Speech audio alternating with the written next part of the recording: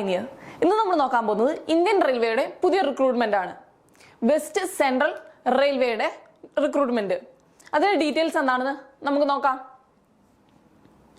Notification number വരുന്നത് 06/2023 ആണ് notification number വരുന്നത്. ആപ്ലിക്കേഷൻ ഡേറ്റ് സ്റ്റാർട്ട് ചെയ്തിരിക്കുന്നത് 15/12/2023 ഡിസംബർ 15 ആപ്ലിക്കേഷൻസ് സ്റ്റാർട്ട് ചെയ്തിട്ടുണ്ട്.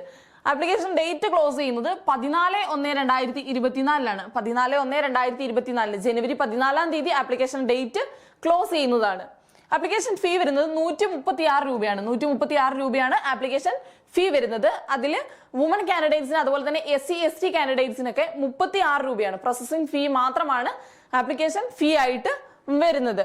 എഡ്യൂക്കേഷൻ ക്വാളിഫിക്കേഷൻ നോക്കുകയാണെങ്കിൽ 10th അല്ലെങ്കിൽ ITI ഉള്ളവർക്ക് അപ്ലൈ ചെയ്യാൻ പറ്റുന്ന നല്ലൊരു പോസ്റ്റ് ആണ്. നമുക്ക് വേക്കൻസീസ് നോക്കാം.